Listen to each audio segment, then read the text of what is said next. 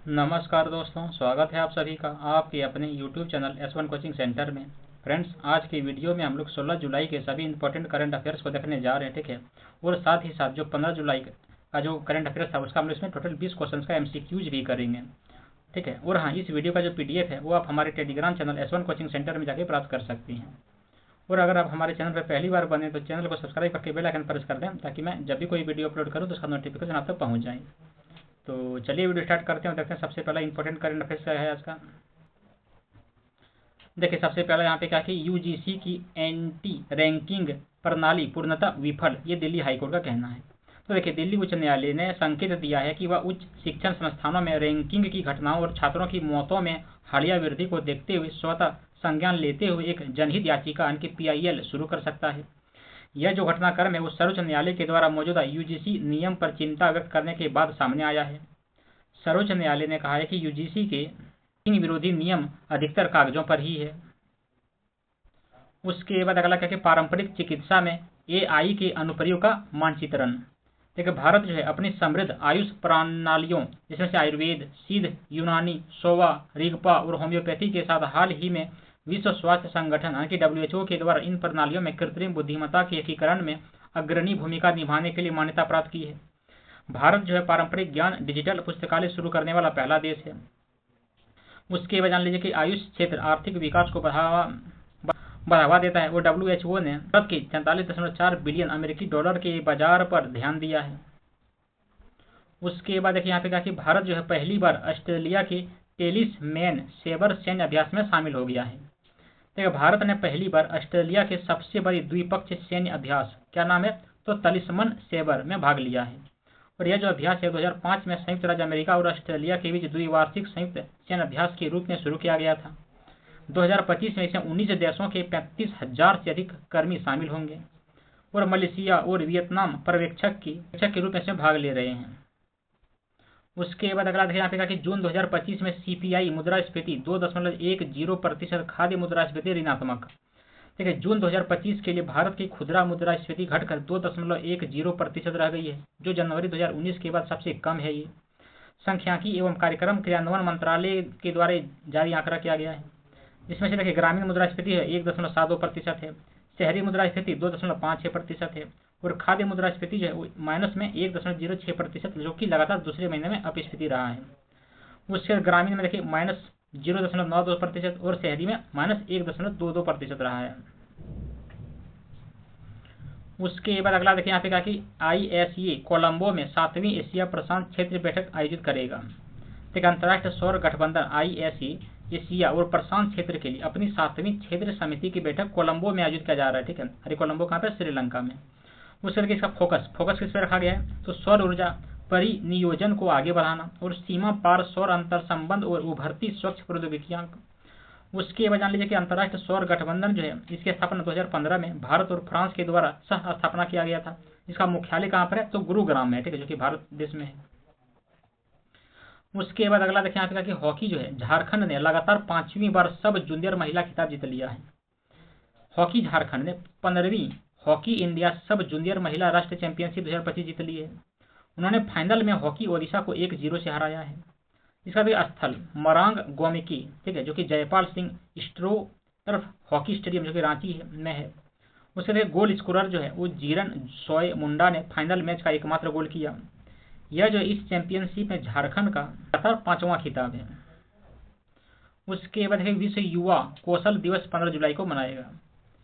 देखिए यहाँ पे क्या कि विश्व युवा कौशल दिवस जो है प्रतिवर्ष 15 जुलाई को मनाया जाता है। 2014 में संयुक्त राष्ट्र महासभा के द्वारा घोषित पहली बार 2015 में ये मनाया गया, यानी कि पहली घोषणा कब हुआ था 2014 में, ठीक है, मनाया गया पहली बार कब 2015 में। उसका उद्देश्य क्या है तो देखिए, युवाओं में रोजगार, बेहतर काम और उद्यमिता के कौशल विकास के महत्व पर प्रकाश डालना है। 2025 में जो ये विश्व युवा कौशल दिवस है ना, इसकी 10वीं वर्षगांठ है। ये 2025 का विषय क्या रखा गया है इसका तो देखिए, कृत्रिम बुद्धिमत्ता और डिजिटल कौशल के माध्यम से युवा सशक्तिकरण। उसके बाद अगला देखिए यहाँ पे कहा कि पंजाब ने पवित्र ग्रंथों की बेअदबी के खिलाफ सख्त कार्रवाई के लिए विधेयक को मंजूरी दे दिया। तो पंजाब मंत्रिमंडल ने पवित्र ग्रंथों के विरुद्ध अपराध निवारण विधेयक 2025 को मंजूरी दे दिया है। उद्देश्य क्या है इसका तो देखिए, पवित्र ग्रंथों के विरुद्ध अपवित्रता की कृतियों के लिए कड़ी सजा सुनिश्चित करना। इस करके 2 अन्य विधेयक सर्वसम्मति से पारित हुआ। देखिए पंजाब राज्य विकास कर विधेयक 2025, पंजाब विनियोग अधिनियम विधेयक 2025। उसके बाद यहाँ पे क्या कि मेघालय का बेहदैन खलम महोत्सव परंपरा और आधुनिक विषय का मिश्रण है। देखिए मेघालय के जो पश्चिमी जयंतिया हिल्स स्थित जोवाई में बेहदैन खलम उत्सव मनाया गया है। यह एक पवित्र पनार समुदाय का त्यौहार है जिसका अर्थ क्या है तो प्लेग को दूर भगाना। यह जो आध्यात्मिक शुद्धि, सामुदायिक दृढ़ता और सांस्कृतिक एकता का प्रतीक है। इस उत्सव में देखिए जीवंत जुलूस, ढोल, नगारा और विशाल रोट जिसमें से क्या होता है जित लकड़ी के ढांचे होता है, ये सब शामिल होता है इसमें। उसके बाद देखिए यहाँ पे कि नाइजीरिया के पूर्व राष्ट्रपति मोहम्मद बुहारी का 82 वर्ष की आयु में निधन हो गया। देखिए नाइजीरिया के पूर्व सैन्य शासक और निर्वाचित राष्ट्रपति क्या नाम है तो मोहम्मद बुहारी का, ठीक है, जो कि 82 वर्ष की आयु में लंदन में निधन हो गया। वह पहली बार 1983 में सैन्य तख्तापलट के जरिए सत्ता में आए थे और 1985 तक सत्ता में रहे थे और उसके बाद उन्हें सत्ता से हटा दिया गया था। वे कड़े अनुशासन और भ्रष्टाचार विरोधी अभियान, विशेष रूप से अनुशासनहीनता के विरुद्ध युद्ध के लिए जाने जाते थे। 2019 में पुनः निर्वाचित होकर वे नाइजीरिया के उन गिने नेताओं में से एक बन गई जिन्होंने सैन्य और नागरिक दोनों प्रमुखों के रूप में शासन किया था। उसके बाद अगला देखिए यहाँ पे कि गुजरात क्रूज भारत मिशन में शामिल होने वाला पहला राज्य बन गया। देखिए गुजरात जो है क्रूज भारत मिशन से औपचारिक रूप से जुड़ने वाला पहला भारतीय राज्य है। राज्य में 2340 किलोमीटर लंबी तट रेखा और साबरमती व नर्मदा जैसी 9 गम्य नदियां हैं जो क्रूज पर्यटन के लिए आदर्श है। ये राज्य ने 3 क्रूज सर्किट क्लस्टर प्रस्तावित किया है। देखिए पहला पडाला द्वीप जो कि कच्छकारण है, उसका पोरबंदर जो कि वेरावल द्वीप है, उसका द्वारका जो कि ओखा जामनगर में है। क्रूज जो है भारत मिशन 30 सितंबर 2024 को शुरू किया। उसके बाद अगला देखिए यहाँ पे कि आईपीएस अधिकारी सोनाली मिश्रा आरपीएफ की पहली महिला प्रमुख बनने जा रही है। देखिए वरिष्ठ आईपीएस अधिकारी सोनाली मिश्रा जो है रेलवे सुरक्षा बल यानी कि आरपीएफ की पहली महिला महानिदेशक डीजी बन गई है। उनकी जो नियुक्ति को कैबिनेट की नियुक्ति समिति ने मंजूरी दे दिया है। वह मनोज यादव का स्थान लेगी और अक्टूबर 2026 तक इस पद पर बनी रहेगी। वह मध्य प्रदेश कैडर की आईपीएस की और वर्तमान में राज्य में पुलिस में एडीजी के पद पर चयनित है। उसके बाद अगला देखिए यहाँ पे कि सर्वोच्च न्यायालय ने उत्तर प्रदेश सरकार से उत्तर मांगा है। देखिए सर्वोच्च न्यायालय ने उत्तर प्रदेश सरकार से उस याचिका पर जवाब मांगा है जिसमें उसके उस निर्देश को चुनौती दी गई है जिसके अंतर्गत कांवड़ यात्रा मार्ग पर स्थित भोजनालयों को मालिक की पहचान बताने वाले QR कोड प्रदर्शित करने होंगे। यह जो कार्रवाई है उत्तर प्रदेश, उत्तराखंड और मध्य प्रदेश में इसी प्रकार के निर्देशों पर पहले दी गई रोक के बाद की गई है। उसके बाद अगला देखिए कि रोजगार का बदलता परिदृश्य। देखिए भारत में प्रति वर्ष बड़ी संख्या में प्रतिभावना स्नातक के स्नातक होने के बावजूद इन स्नातकों को सार्थक और स्थिर रोजगार में एकीकृत करने में लगातार चुनौतियों का सामना करना पड़ रहा है। अंतर्राष्ट्रीय श्रम संगठन की ILO और मानव विकास संस्थान के द्वारा प्रकाशित भारत रोजगार रिपोर्ट 2024 के अनुसार भारत की बेरोजगारी आबादी में युवाओं की हिस्सेदारी है 83% है। उसके बाद अगला देखिए यहाँ पे 97वें अंतर्राष्ट्रीय रासायनिक विज्ञान ओलंपियाड में भारत को 2 स्वर्ण और 2 रजत पदक मिला। देखिए दुबई में आयोजित हुआ था, ठीक है, जो कि 97वें अंतर्राष्ट्रीय रासायनिक विज्ञान ओलंपियाड में भारत ने 4 पदक जीती, ठीक है, जिसमें से 2 स्वर्ण और 2 रजत पदक जीते। स्वर्ण पदक विजेता कौन कौन से हैं? तो देखिए देवेश पंकज भैया जो कि महाराष्ट्र से हैं और संदीप कुची जो कि तेलंगाना से हैं। इस आयोजन में 5 पर्यवेक्षक देश सहित 90 देशों के 354 छात्रों ने भाग लिया था। भारत देखिए इसमें कौन कौन? भारत, यूक्रेन, उज्बेकिस्तान, कजाकिस्तान और इजराइल के साथ कुल मिलाकर 6ठे स्थान पर रही। उसके बाद अगला क्या है कि DRDO और एम्स ने भारत का पहला कम लागत वाला कार्बन फुट प्रोस्थेसिस लॉन्च किया है। देखिए DRDO और एम्स DB नगर ने भारत के पहले कार्बन फुट प्रोस्थेसिस का अनावरण किया और इसका जो नाम है वो AD-DOC है, जो कि एम्स DRDL स्वदेशी रूप से विकसित अनुकूलित कार्बन फुट प्रोस्थेसिस का संक्षिप्त रूप है। एम्स BB नगर में लॉन्च किया गया है ये। उसके बाद जान लीजिए कि उच्च सुरक्षा कारक के साथ 125 किलोग्राम तक के भार को संभालने के लिए बायोमैकेनिकल रूप से परीक्षण किया गया इसका, जहाँ पे AD-DOC का जो मूल्य है वो कितना 1000 से कम है, जिससे यह है। उसके बाद अगला देखिए यहाँ पे कि उत्तर प्रदेश के बदायूं में 75वें दिव्यासा केंद्र का उद्घाटन किया जाएगा। देखिए केंद्रीय सामाजिक न्याय राज्य मंत्री BL वर्मा 75वें PMDK का उद्घाटन करेंगे। प्रधानमंत्री दिव्यांग केंद्र उत्तर प्रदेश के बदायूं में खुलेगा और यह जो केंद्र है वो दिव्यांग जनों और वरिष्ठ नागरिकों की सहायता करेगा। उसके बाद जान लीजिए कि ADIP योजना और राष्ट्रीय वयोश्री योजना के तहत सहायता प्रदान की जाएगी। इसके तहत PMD के मूल्यांकन जो है मूल्यांकन परामर्श और देखभाल के बाद ये सेवाएं प्रदान करेगा। उसके बाद देखेगा कि गडकरी ने भारत के दूसरे सबसे लंबे केबल मार्ग सिंगदूर, ठीक है, क्या नाम है, सिंगदूर पुल का उद्घाटन किया। देखिए नितिन गडकरी ने भारत के दूसरे सबसे लंबे केबल स्टेड पुल का उद्घाटन कर दिया।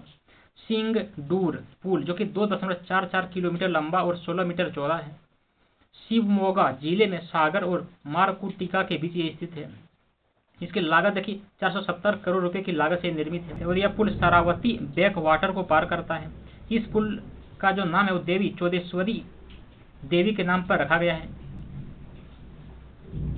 इससे सिंगदूर के चौदेश्वरी मंदिर आसान हो जाएगा इसमें। उसके बाद अगला यहाँ पे कहा कि NCC के सेवा नेतृत्व और युवा प्रशिक्षण के 77 वर्ष पूरे। देखिए NCC ने 15 जुलाई 1948 को अपने उद्घाटन के 77 वर्ष पूरे कर लिए हैं।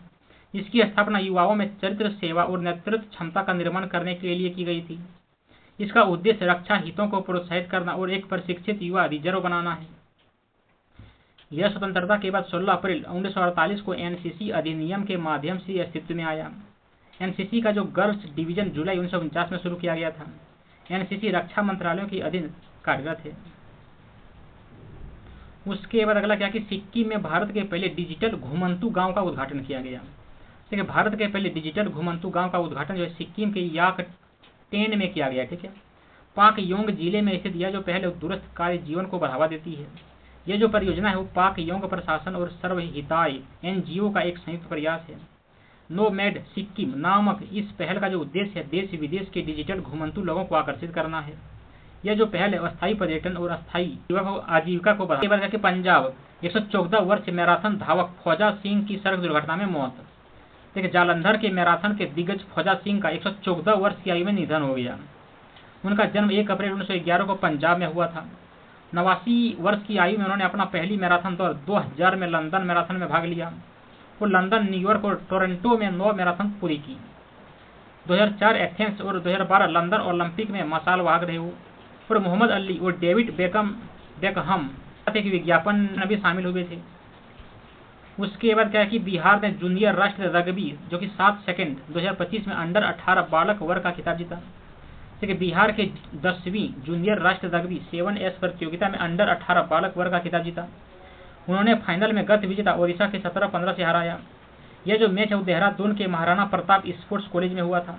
तो इस जीत के साथ ही बिहार के अंडर 18 बालिका वर्ग का खिताब भी जीत लिया। शीर्ष 4 कौन कौन थे? बिहार, ओडिशा, महाराष्ट्र, दिल्ली। खेलो इंडिया इसके समान रहा।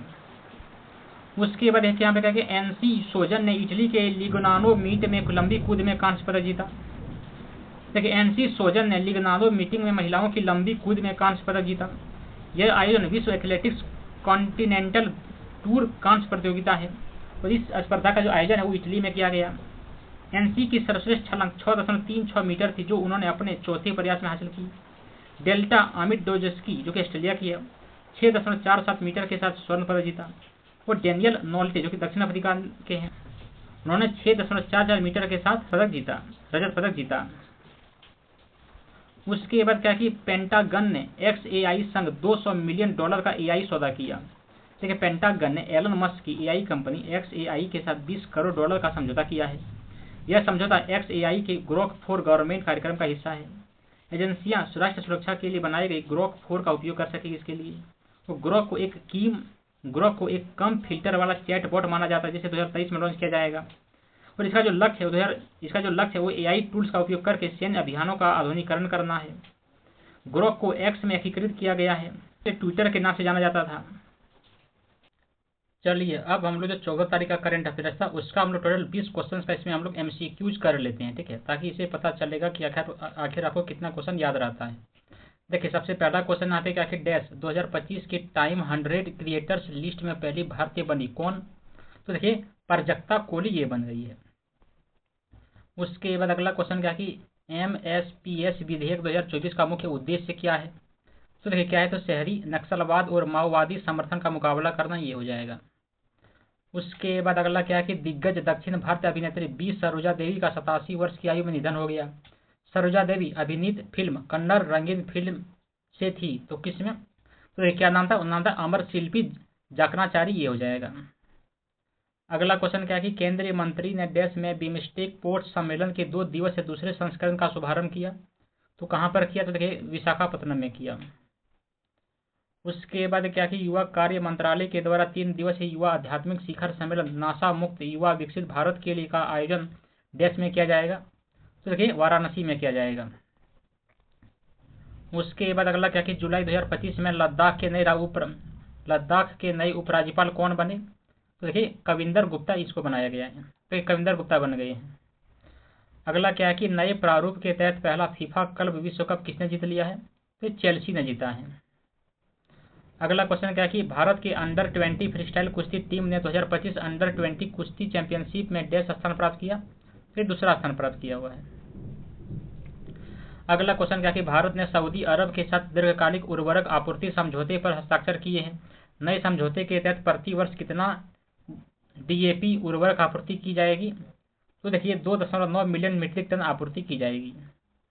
अगला क्वेश्चन क्या है कि विंबलडन 2025 के पुरुष एकल का खिताब किसने जीता, तो देखिए जीता किसने, तो जेनिक सिंदर ने। उसके बाद अगला क्वेश्चन क्या है कि 2024 विंबलडन महिला युगल का खिताब किसने जीता है, तो देखिए जाएगा एलिस मर्टेस और वेरोनिका कुदरमेतोवा, इन्होंने जीता है। उसके बाद अगला क्या कि जून 2025 में भारत की WPI आधारित मुद्रास्फीति दर कितना थी, तो देखिए माइनस में 0.13% थी। उसके बाद अगला क्वेश्चन क्या कि कोटा श्रीनिवासा राव तेलुगु फिल्म के दिग्गज और पूर्व आंध्र प्रदेश के विधायक का 83 वर्ष की आयु में निधन हो गया।